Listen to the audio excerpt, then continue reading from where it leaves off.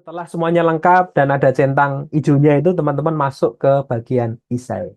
Nah ini yang mohon menjadi perhatian kita semua ya teman-teman ya. Semua ini menjadi satu catatan lagi ya. Ini pengalaman yang sudah terjadi. Jadi bukan yang akan kita lakukan atau kita bersama dengan orang lain. Jadi ini pengalaman kita. Saya gitu ya, aku atau saya. Jadi nanti menjawabnya juga bukan kami atau kita. Jangan. Jadi tuliskan di isi sana, ya saya punya pengalaman. Jadi saya, bukan kami atau kita. Begitu teman-teman ya, pastikan itu. Jadi itu pengalaman teman-teman. Paling tidak usahakan 2 tahun terakhir. Kalau tidak ada, silahkan boleh mundur lagi 3 tahun terakhir. Tapi utamakan yang 2 tahun terakhir. Nah ini apa saja yang harus diisi? Nah kita akan lihat sama-sama teman-teman ya. Saran saya, jadi isi ini nanti ditulis dulu di Microsoft Word-nya begitu, sehingga nanti pada saat teman-teman akan mengisi itu sudah ada semua, tinggal dikopikan dan teman-teman pasti akan bisa melihat terlebih dahulu. Siapkan semuanya. Nah, yang pertama, di dalam IC itu nanti yang akan ditanyakan di pertanyaan pertama itu adalah apa yang memotivasi Anda menjadi guru dan apa yang Anda lakukan untuk mewujudkan itu. Dan nanti akan dibagi menjadi beberapa pertanyaan lagi. Jadi paling tidak teman-teman harus menyiapkan motivasinya apa toh? Nah, ini yang tahu persis teman-teman. Dan mohon jangan menjawab dalam konteks jawaban yang sangat umum. Misalkan begini, guru adalah profesi yang sangat sangat baik dan memberi dampak yang luar biasa. Itu kan sangat umum. Jadi usahakan teman-teman punya punya motivasi khusus yang memang itu ada di dalam diri teman-teman begitu ya. Jadi betul-betul eh, bukan sesuatu yang sangat umum dan teman-teman sendiri tidak tahu menjelaskan apa yang teman-teman tuliskan gitu. Jadi silahkan, misalkan teman-teman mengawali dengan yang mulia, mulia yang dimaksudkan seperti apa. Dan teman-teman menjadi guru, apa yang akan teman-teman nanti lakukan begitu ya. Jadi silahkan teman-teman mencoba bertanya ke dalam diri sendiri lagi begitu ya. Benar enggak ini ya, saya mau jadi guru. Karena ini nanti akan sangat menjadi sulit manakala teman-teman nanti akan masuk ke wawancara begitu. Jadi betul-betul pastikan dulu sebenarnya saya ingin jadi guru tuh motivasinya apa toh? Misalkan teman-teman akan membuat sebuah perubahan dalam pendidikan saya. Selama ini saya mengalami pendidikan yang seperti ini. Maka saya ingin jadi guru karena saya ingin. Atau bisa jadi saya ingin sekolah saja sulit. Maka saya ingin jadi guru dalam rangka untuk mengubah tadi ya, mengubah eh, bagaimana proses seseorang itu lebih mudah untuk belajar, misalkan. Jadi ini nanti tolong betul-betul teman-teman tanya lagi gitu ya, apa yang menjadi motivasi saya. Jadi jangan, karena ini sangat berguna untuk mencerdaskan kehidupan bangsa. Nah, saya harap jangan seperti itu teman-teman. Jadi silahkan teman-teman pastikan motivasinya apa. Dan nanti akan dituangkan lagi ke dalam pertanyaan-pertanyaan yang lebih dalam lagi. Jadi setelah teman-teman sampaikan, saya ingin menjadi guru karena saya ingin merubah ya cara belajar yang ada selama ini, yang saya alami. Saya punya pengalaman seperti ini sehingga saya ingin mengubah cara belajar di sekolah sehingga saya ingin jadi guru. Nah, sehingga teman-teman pada saat ditanya di bagian berikutnya, tantangan apa yang Anda hadapi untuk mewujudkan motivasi itu? Nah, kemudian teman-teman coba gali, apa ya yang menjadi tantangan saya selama ini? Ceritakan di sana, tantangannya apa? Salah satu contoh misalkan, ada seorang yang pengen sekali jadi guru, bahkan sudah berjuang luar biasa bisa masuk, ternyata tantangan yang paling sulit untuk menjadi guru adalah bagaimana dia menyelesaikan pendidikannya untuk jadi guru itu karena biaya. Bisa jadi ceritakan di sana tantangannya itu. Yang kedua, karena biaya sulit, maka saya harus sambil bekerja. Sehingga saya harus membagi waktu. Nah, bisa dimasukkan ke sana. Nah, yang berikutnya, setelah teman-teman tahu tantangannya apa, maka teman-teman akan diarahkan bagaimana mengatasi ini. Dan ini jangan dikarang gitu ya, jangan dikarang. Misalkan tadi, salah satu contoh, tantangannya adalah tentang saya harus membagi waktu karena saya harus kuliah dan bekerja. Karena saya tidak punya biaya untuk kuliah. Apa yang bisa teman-teman lakukan? Satu misalkan, saya mengatur waktu saya dengan baik. Saya membuat jadwal aktivitas saya sehari-hari dengan baik dan membuat prioritasnya. Ah, masukkan di sana. Jadi teman-teman sudah mulai pikirkan masalahnya apa ya, tantangannya apa ya, bagaimana cara menyelesaikan. Dan saran saya ini benar-benar pengalaman real teman-teman. Bukan karena karangan ya teman-teman ya. Jadi pengalaman real. Nah, sehingga teman-teman nanti akan bisa menceritakan, waktu itu tantangannya ini, saya mengatasinya seperti ini. Nah, ini nanti akan ditanyakan pada saat wawancara. Nah, ini bagian yang pertama. Motivasinya apa? Kemudian tantangannya apa yang dilakukan. Ini untuk A1-nya. Kemudian bagian yang kedua, teman-teman akan ditanya, apa kelebihan yang mendukung peran teman-teman menjadi seorang guru? Jadi teman-teman harus tahu potensi saya apa. Saya ingin sekali jadi guru, motivasi saya udah benar, tapi saya punya potensi apa tuh sebenarnya? Contoh misalkan, ya, kelebihan yang saya punya, saya disiplin dalam waktu, ya, saya pekerja keras, misalkan itu. Nah, itu yang benar-benar lahir di dalam diri teman-teman, karena nanti kalau itu hanya sebagai ungkapan akan dikejar pada saat wawancara begitu ya. Usahakan memang ini yang menjadi kelebihan saya. Apakah harus itu? Tidak. Tanya lagi, kelebihan saya apa? Begitu. Nah, usahakan kelebihan itu kan akan mendukung peran Anda sebagai seorang guru.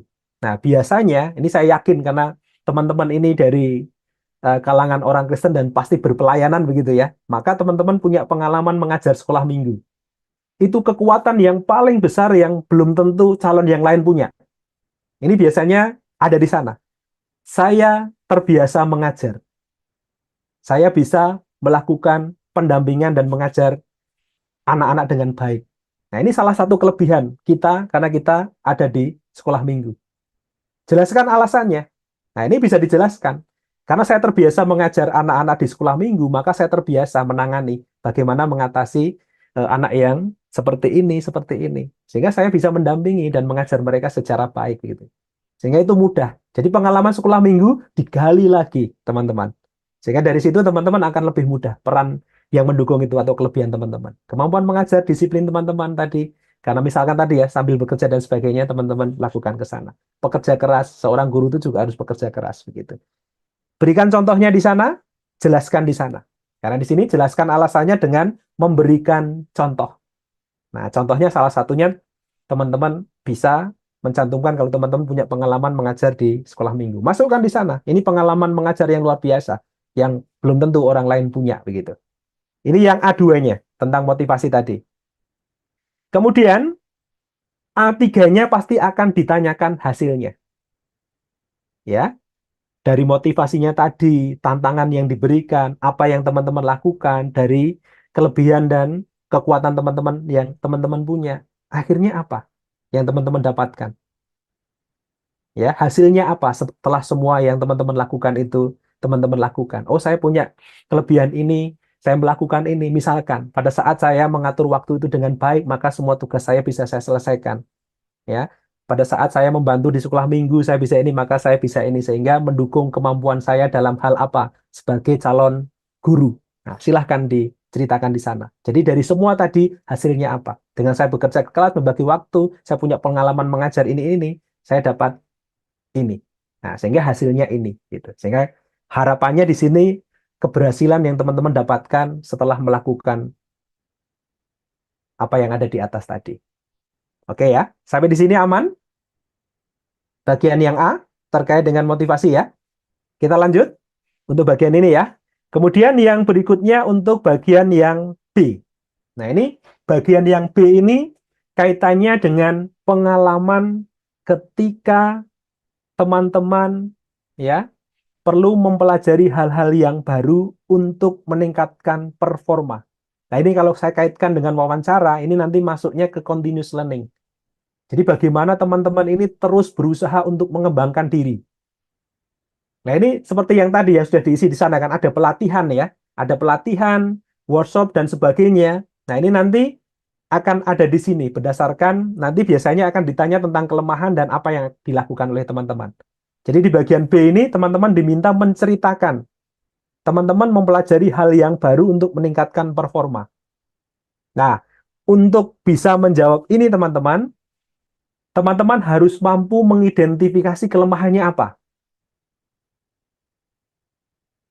Ya, makanya nanti di bagian B ini teman-teman akan ditanya bagaimana cara Anda mengidentifikasi area yang perlu ditingkatkan atau dikembangkan. Nah, ini teman-teman harus paham betul begitu ya. Apa tuh kekurangan saya jika saya ini calon seorang guru?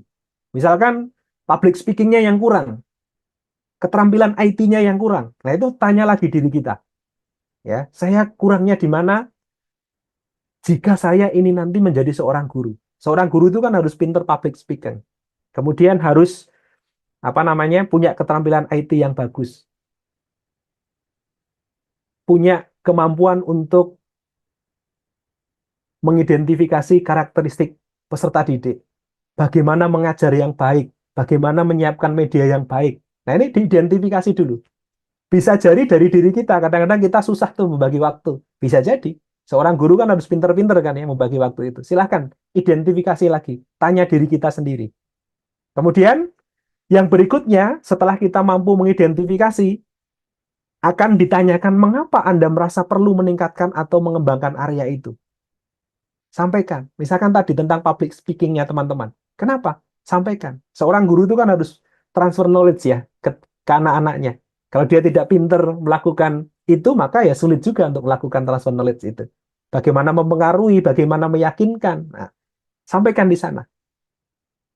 Karena ini menjadi perlu. Sebagai seorang guru harus begini-begini. Sampaikan di sana. Selesai yang bagian B1-nya. Kemudian, bagian yang B2, tindakan apa saja yang Anda lakukan untuk mengembangkan diri tadi. Misalkan tadi tentang public speaking. Apa yang Anda lakukan? Jadi guru sekolah minggu. Boleh juga belajar public speaking untuk bagaimana berbicara ya. Jadi pembawa acara atau MC ya, atau ikut dalam organisasi sesuai dengan pengalaman teman-teman tadi. Ceritakan di sana. Dan ingat teman-teman, ini pengalaman ya, pengalaman yang sudah dilakukan. Jadi bukan yang akan saya lakukan, bukan. Pengalaman yang kemarin sudah dilakukan. Jadi cek lagi. Kemarin saya ngapain ya gitu ya. Misalkan saya kurangnya tadi public speaking, yang lalu saya melakukan apa ya? Diingat-ingat kembali. Kemudian, adakah cara-cara di luar kebiasaan atau berbeda yang Anda lakukan dalam proses pengembangan? Nah, berikan contoh yang spesifik misalkan. Nah, karena saya ingin sekali misalkan teman-teman ya, kekurangan saya misalkan ya, public speaking-nya kurang misalkan. Nah, waktu itu saya sampai ikut kursus misalkan. Nah, ini artinya cara yang luar biasa, sampai mengeluarkan biaya, saya ikut kursus begitu. Ikut latihan meskipun membayar enggak apa-apa, yang penting public speaking saya baik gitu. Nah, ini yang ceritakan di sana pengalaman itu, jika itu dilakukan. Atau ada pengalaman lain, gali lagi, diingat-ingat lagi. Saya punya kelemahan apa dan waktu itu saya pernah melakukan apa ya? Ingat-ingat lagi. Dan usaha terbesarnya apa? Nah, ini yang extraordinary ada di sini nih, teman-teman. Yang sudah dilakukan apa begitu. Nah, ini terkait dengan tindakan yang dilakukan untuk mengembangkan diri, ikut pelatihan dan sebagainya. Oke. Kemudian yang B3-nya, apa tantangan atau kesulitan yang Anda hadapi dalam proses mengembangkan diri tersebut dan bagaimana mengatasinya? Misalkan contohnya tadi, pada saat mau mengembangkan tentang bagaimana public speaking yang baik, ternyata terbentur pada biaya. Misalkan, ini contoh saja teman-teman. Ternyata terbentur pada biaya atau cara membagi waktunya karena sambil bekerja, makanya waktu saya sangat sedikit sehingga saya harus betul-betul membagi dan kadang-kadang saya tidak bisa ikut untuk pengembangan itu. Bisa diceritakan. Bisa terkait dengan waktu, membagi waktu, atau bisa jadi karena biaya dan sebagainya. Silahkan tantangannya. Atau bisa jadi karena teman-teman harus dituntut sesuatu yang teman-teman tidak bisa melakukan itu. Silahkan diceritakan. Kesulitan dan tantangan yang dialami pada saat mengembangkan diri. Dan yang pasti teman-teman harus mampu memberikan contoh. Contohnya apa toh? Saya kan tadi kesulitan membagi waktunya. Kenapa? Oh, karena saya harus bekerja ini jadi mengalami kesulitan. Bagaimana mengatasinya? Pasti akan dikejar bagaimana mengatasinya. Silahkan diceritakan di sana. Dan sekali lagi tolong jangan dikarang gitu ya. Ceritakan pengalaman yang sudah pernah dilakukan. Ceritakan kesulitannya ini, cara mengatasinya seperti ini, dan hasilnya nanti akan ditanya juga. Nah, hasilnya seperti apa gitu. Nah, apakah hasil yang Anda peroleh atau rasakan dengan mengembangkan perilaku tersebut atau keahlian tersebut ya, bagaimana Anda menerapkan dalam peran Anda sebagai seorang guru nantinya begitu. Nah, ini ceritakan teman-teman, hasilnya seperti apa? Oh, setelah saya ikut tadi misalkan kursus tentang public speaking, saya punya kemampuan seperti ini. Nah, ini nanti kalau saya terapkan, oh ternyata ini bisa berguna pada saat saya ngajar sekolah minggu dan pastinya nanti ini juga bisa saya gunakan pada saat saya akan mengajar. Nah, silahkan diceritakan di sana. Hanya contoh begitu ya. Kemudian bagian yang C, teman-teman. Nah, ini bagian yang C. Jadi karena ini terkait dengan etika begitu ya, teman-teman. Tolong jujur apa adanya di bagian ini. Karena ini nanti juga akan menjadi satu apa namanya satu bahan bagi apa namanya pewawancara untuk benar-benar memastikan. Karena ini nanti akan sangat menentukan, teman-teman. Nanti kita sebagai asesor tuh bisa melihat kok ini benar-benar jawaban yang jujur atau enggak itu kita bisa melihat. Jadi di bagian ini, apalagi kita beban kita cukup besar ya, salib yang diberikan kepada kita cukup besar. Jadi di bagian ini tolong nanti silahkan ya disiapkan dengan baik dan benar-benar jujur begitu ya. Dan juga nanti ini sebagai bagian dari decision making teman-teman ya, bagaimana teman-teman mengambil keputusan pada saat yang tidak baik begitu. Pasti punya pengalaman itu, gitu ya, diceritakan di sana. Jadi ini di sini terkadang saya diminta untuk melakukan sesuatu yang menurut saya tidak sesuai dengan nilai atau etika atau pedoman kerja ataupun aturan yang berlaku. Pernah nggak mengalami? Pernah misalkan ditawari atau diajak atau bahkan kita sendiri melakukan? Pernah enggak? Pernah ada enggak? Nah, silahkan. Apa yang teman-teman lakukan? Berharapnya itu semua baik-baik saja ya. Tidak pernah mengalami ini ya, karena ini memang bukan sesuatu yang baik begitu. Jadi silahkan, apakah teman-teman pernah mengalami misalkan diajak untuk ya anak mahasiswa begitu ya kadang-kadang yuk ini dikerjakan akhirnya minta jawaban teman begitu ya nyontek atau pakai AI zaman sekarang gitu ya. Nah, silahkan. Tapi harapannya memang tidak ada di sana dan nanti kalau misalkan ada tawaran seperti itu apa yang teman-teman lakukan? Misalkan yuk kita pakai AI gitu. Oh enggak, saya enggak mau. Wah, biasanya kan malah kamu ini masuk gitu aja enggak mau lah. Sampaikan aja kalau ada pengalaman itu. Saya melakukan ini kok. Waktu itu saya diajak untuk ini, saya bersikap seperti ini, saya tidak melakukan, saya mengambil keputusan untuk tetap ini. Nah, diceritakan di sana. Ini diceritakan satu pengalaman Anda terkait situasi tersebut. Jelaskan detailnya. Nah, seperti yang saya ceritakan tadi misalkan diajak untuk mengerjakan tugas ya, tugas akhir dengan oh pakai AI aja, nah, gitu. Teman-teman, apa yang teman-teman lakukan pada saat diajak seperti itu? Jelaskan di sana. Detailnya itu maksudnya contoh ya, seperti tadi misalkan diajak mengerjakan tugas akhir pakai AI saja lah cepet gitu ya. Nah, silahkan. Nah, itu salah satu contohnya. Silahkan diceritakan pengalaman yang sudah pernah didapatkan. Nah, setelah diceritakan, biasanya teman-teman akan diarahkan kepada apa yang teman-teman lakukan. Nah, ini akan ngecek tentang karakternya teman-teman, pribadinya teman-teman. Kita berharap semua dalam kondisi yang baik-baik saja. Sehingga ceritakan pengalaman di mana teman-teman diajak dan teman-teman tidak mau dan ceritakan apa yang teman-teman lakukan. Tindakan apa yang dilakukan. Bagaimana menolaknya. Bagaimana menjelaskan ke orang lain yang berusaha mengajak kita ke hal yang tidak baik tadi. Supaya tetap terjalin hubungan yang baik begitu ya. Bahkan ada kesadaran dari dia. Nah, tuliskan di sana. Tindakan apa yang kita lakukan dan harapannya bisa mengubah orang yang mengajak kita ke dalam hal yang tidak baik tadi. Silahkan diceritakan. Tindakan apa yang dilakukan dan berikutnya pasti akan hasil. Ya, ada apa yang dilakukan pasti hasil. Ini yang disebut dengan teknik wawancara STAR teman-teman ya. Nah, itu nanti yang digunakan begitu. Oke, setelah itu hasil pasti. Setelah teman-teman menyampaikan alasannya kenapa tidak mau menjelaskan ini, mencoba untuk mengajak dia kembali ke jalan yang benar gitu ya. Bagaimana hasilnya? Persoalan hasil itu tidak selalu harus harus baik enggak ya, tapi waktu itu hasilnya gimana? Oh, teman saya tetap menolak. Dia tetap menggunakan A dan saya tidak begitu. Nah, ada sampaikan di situ. Sesuai dengan apa yang teman-teman alami di situ. Oke? Kemudian yang bagian yang D, teman-teman, ini tentang bekerja sama. Makanya di atas tadi kan ada pengalaman organisasi ya. Jadi mulai ditulis gitu, mulai ditulis. Teman-teman punya pengalaman organisasi apa saja, waktu itu sebagai apa ya, seperti yang saya jelaskan di awal tadi. Kemudian bagaimana teman-teman melakukan kerjasama, pernah melakukan apa namanya, menyelenggarakan event apa, teman-teman sebagai apa, waktu kerjasama itu apa yang dilakukan, ada persoalan apa gitu. Biasanya selalu ditanya begitu. Situasinya seperti apa, ada persoalan apa yang dilakukan, bagaimana hasilnya. Selalu begitu. Ceritakan secara spesifik. Situasinya apa, pengalaman apa, organisasi misalkan. Pada saat itu saya di BEM, saya sebagai apa namanya sekretaris misalkan. Nah, waktu itu saya dan teman-teman sedang menyelenggarakan event apa yang dilakukan waktu itu. Silahkan. Dan usahakan teman-teman, usahakan pengalaman-pengalaman yang melibatkan orang-orang yang beragam gitu ya, budayanya beda, cara pandang beda, latar belakangnya beda.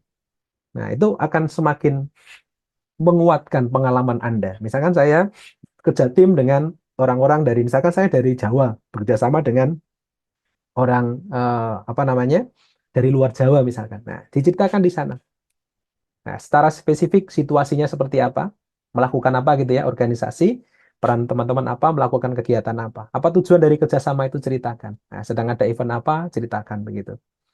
Kemudian keberagaman apa saja yang ada di sana. Contohnya misalkan tadi Jawa, Papua, misalkan ya. Nah, ini bisa keragaman dalam hal bahasa ya, bahasa dan juga terkait dengan bagaimana mengerjakan sesuatu itu juga pasti beda. Ceritakan teman-teman. Bisa juga dari ada yang berbeda agama juga. Ceritakan juga di sana. Oh, ada beda agama. Bagaimana nanti pada saat itu dilaksanakan kemudian ada satu kolaborasi tapi tetap memperhatikan toleransi ya, yang harus sholat atau apa dan sebagainya. Nah, bisa jadi diceritakan di sana. Silakan ceritakan secara spesifik contohnya apa, kerjasamanya seperti apa, keragamannya apa, bisa bahasa, bisa budaya, bisa agama, masukkan ke sana. Oke, kemudian setelah itu langkah-langkah apa gitu kan ya. Nah, kadang-kadang kan sulit ya, wis bahasanya beda, budayanya beda. Nah, ini bagaimana supaya bisa klop, bisa kerjasama? Apa yang dilakukan waktu itu? Diceritakan. Oh, saya melakukan seperti ini. Saya membuat sistem kerjanya seperti ini, diceritakan. Nah, kemudian teman-teman memastikan bahwa langkah-langkah itu sesuai sehingga semua pihak atau teman-teman dari tim teman-teman ini ya bisa betul-betul menjalankan tugas dengan baik dari apa yang teman-teman sudah ambil. Oh, langkahnya seperti ini, Pak. Nah, dengan langkah seperti itu ternyata semuanya bisa melakukan tugasnya dengan baik ya, dengan kerja tim, kemudian dengan apa namanya? eh, dengan memastikan bahwa setiap anggota punya job desk yang jelas begitu ya, akhirnya bisa menjalankan tugas dengan baik. Nah, silahkan teman-teman. Yang berbeda agama tadi bisa disampaikan. Langkahnya ya, kita menghormati bagaimana teman-teman sesuai agamanya itu kalau ada yang sedang mau beribadah ya kita kasih kesempatan. Tetapi target hal yang mau dikerjakan semuanya bisa selesai misalkan. Nah, silahkan dicantumkan di sana. Ini langkah-langkahnya. Dan yang berikutnya pasti hasil teman-teman ya. Hasilnya apa? Ya, dengan pola kerjasama meskipun beda-beda tadi, hasilnya gimana? Ya, apakah hasil dapat dicapai waktu itu? Apakah kerjasamanya boleh berjalan? Apakah eventnya berjalan? Ceritakan di sana. Adakah respon dari teman? Nah, kadang-kadang kan diajak untuk ini, kadang-kadang kan susah juga ya diceritakan. Oh, responnya gimana? Apakah menerima?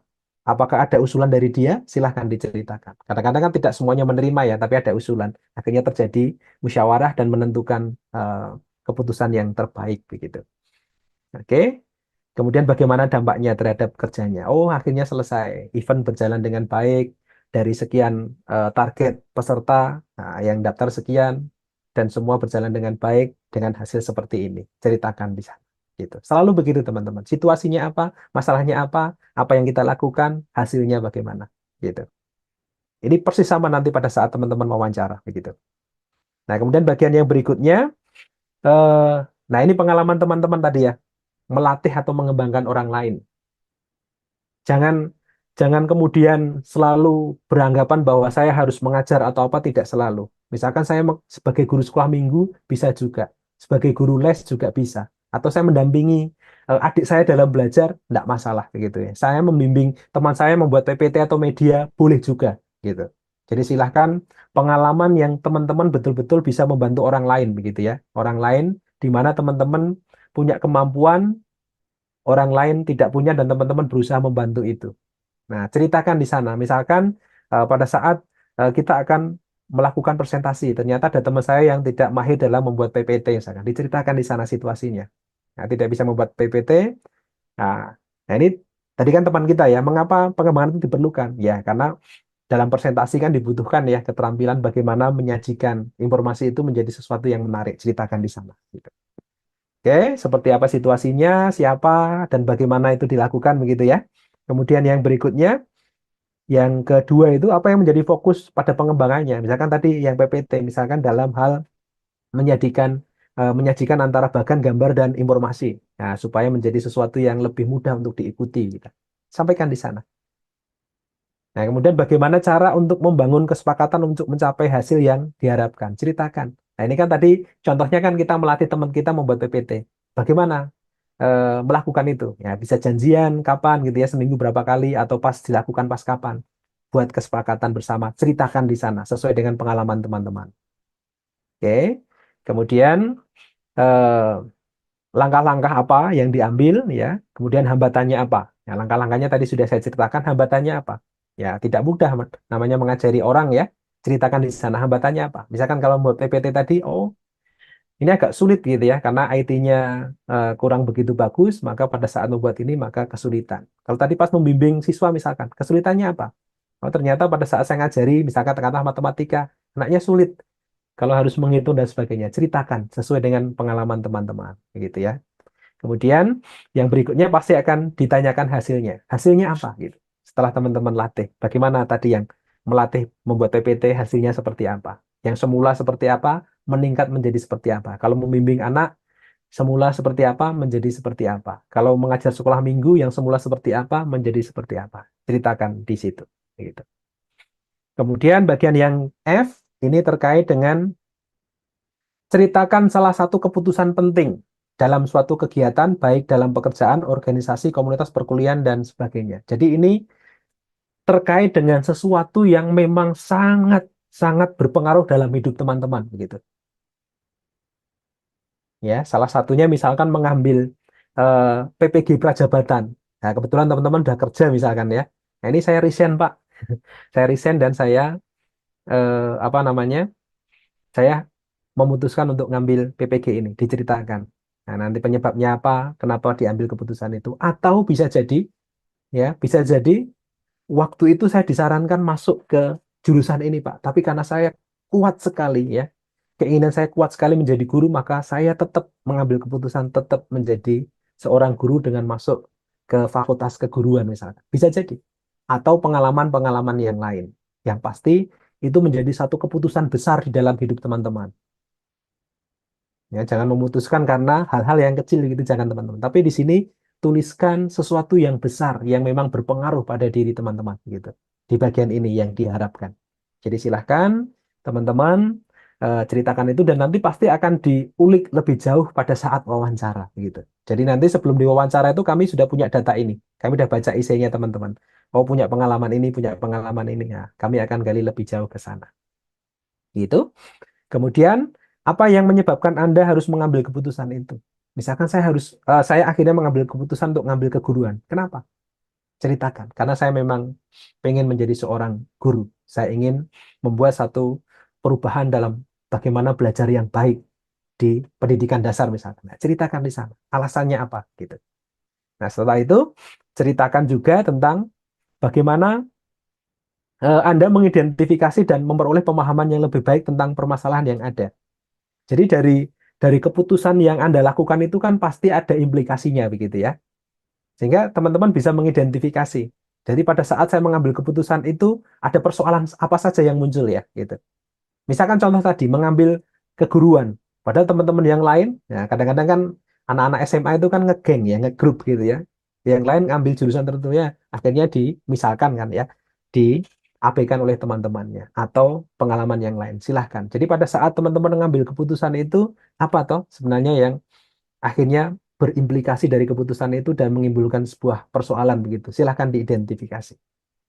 Oke, setelah itu pasti akan ditanyakan ya, teman-teman akan ditanyakan nanti bagaimana langkah berikutnya atau apa saja yang menjadi pertimbangan Anda ya, mengapa dan jelaskan proses dan langkah-langkah mengambil keputusan itu dilakukan. Oh, saya mengambil ini karena apa? karena ini. Dia dijelaskan semua, sehingga itu menjadi satu pertimbangan yang besar, sehingga betul-betul teman-teman memastikan bahwa itu menjadi satu keputusan yang baik. Dan biasanya nanti akan ditanya, siapa saja yang dilibatkan?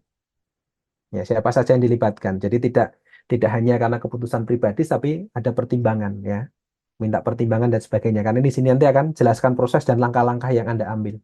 Dan nanti silahkan diceritakan. Jika waktu itu teman-teman punya pengalaman diskusi dengan sahabat, orang tua, atau bahkan pendeta atau apa, ceritakan saja teman-teman. Bahwa ada langkah, bahkan ada tahapan di mana saya juga minta pertimbangan begitu. Nah, biasanya nanti di wawancara akan ditanya, siapa saja yang dilibatkan dalam keputusan besar itu. Nah, misalkan orang tua.